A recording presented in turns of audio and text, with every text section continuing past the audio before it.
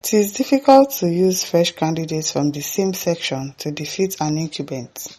Okonkwo. Okay. Kenneth Okonkwo is former presidential spokesperson for the Labour Party Presidential Campaign Council. In this interview, he speaks on his reason for advocating that the African Democratic Congress (ADC) should field a northern candidate in 2027. Okay. This Kenneth Okonkwo is I don't understand his problem. I think he should go back to acting. I don't understand. They should field a northerner. For what? Is it the turn of the North? Why should they field a northerner? Northerner should wait till 2031. Why? Why would they field a northerner? Because of what? So that they can defeat Buhari and Tinubu. I beg. He also condemns the comment of Governor Monday Okpebholo of Edo State against Peter Obi. Amongst others, Joel Anubogo brings the excerpts of the interview. They asked him, Section 41 of the 1999 Constitution guarantees the freedom of movement. Section 15 sub 3 to 4 also encourages integration, but that people can settle in other parts of the country, and that won't be a problem in any part thereof, once you are a citizen, and that you can even marry from wherever you like. But Governor Okpebholo of Edo State seems to say Mr. Peter Obi cannot come into Edo State except by his approval, but he now says he was misunderstood. There was video evidence that everybody has where he was saying his security won't be guaranteed. So please, this is a dilemma. Can you help us unpack it?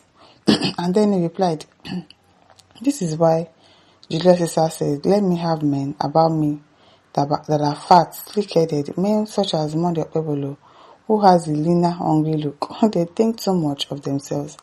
Such men are dangerous. Okay. The interviewer asked again on the issue of the Philanthropic Act, and as he was saying this concerning the alleged kidnapping in Catholic churches in Edo State. And according to Governor Okpebholo's chief press secretary, said that he was concerned that this act of philanthropy would draw a wrong type of attention to these churches. I would love to know your thoughts around this worrying statement, because with the state of the economy, I know people are encouraging philanthropy, but in this case, the chief press secretary is saying that Mr. Obi should publicize their philanthropic gestures. What are your thoughts? He replied, now that you can tell how malicious the whole intention is, when the governor used such words like, he doesn't give shishi, meaning a dime, but he gave 15 million naira. I want to tell you that they've added a lie to their misdeed. Why I'm saying this is very clear. Peter Obi may have his own style of doing things. I have my own style. If you disagree with him, as I do at times, leave him to do his own thing, his own way. He is entitled to his freedom. They are fundamental to him. If you don't like it, leave him, but not threaten his life. How can Peter Obi, who you know, that I even quarrel with the way he does his things, how can he pose a threat to the state? Peter Obi has to even up his game, because the Benue State governor did almost the same thing. And Peter Obi kept quiet, and now this governor again is trying to do the same thing. So if you don't like the way he does his things, he's entitled to it. For me, I like to do my philanthropic things largely secret because of my religious belief. Let your left not know what your right is doing. But somebody who is a politician may decide to do otherwise. That's his own entitlement, and you don't have the right to threaten his life.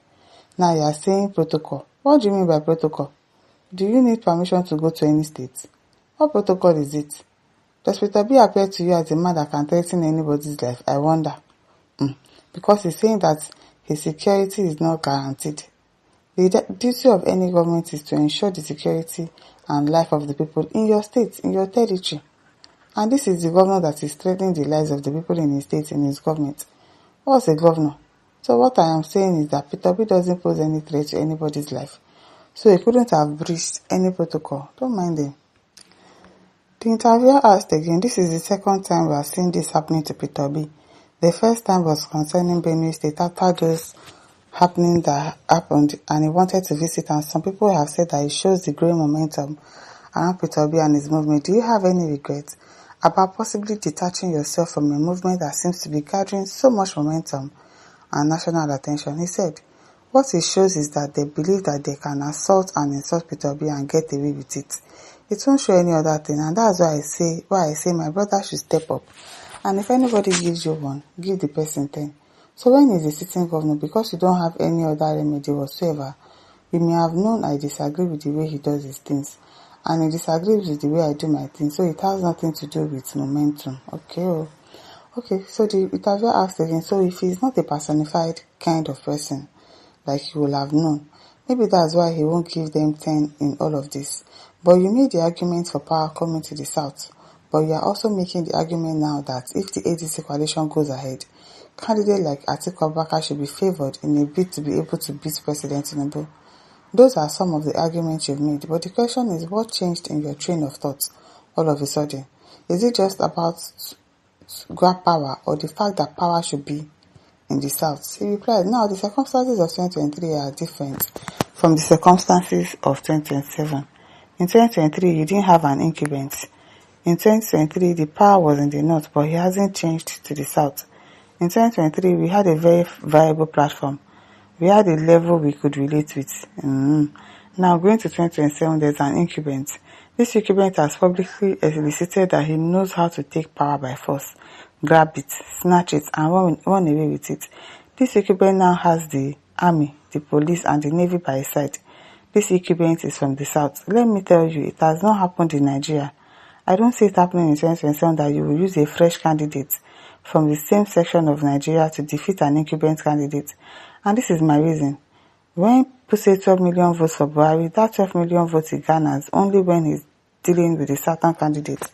When Buhari contested with Umar Yar'Adua, he got only 7 million votes in 2007.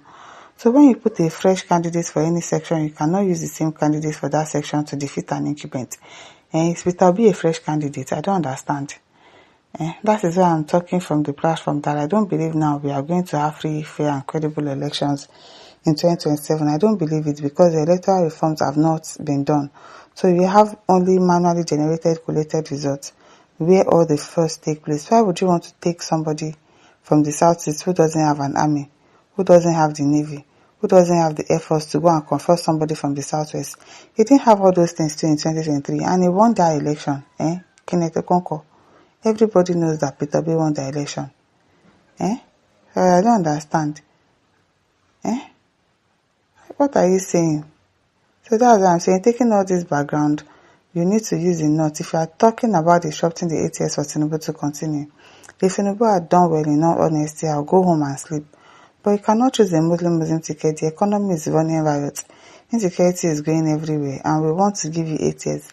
The only way to make a disruptive change is to bring a northerner and disrupt his regime. And the ADC has agreed. Bring a northerner and disrupt his regime. I don't agree to that though. I don't agree to that. We can have a southerner that would do properly well than Atiku, than Tinubu put together. And Obi is that answer. So I don't understand what you are saying. My listeners, don't forget to like, share, and subscribe. Thank you for listening. See you some other time. Bye.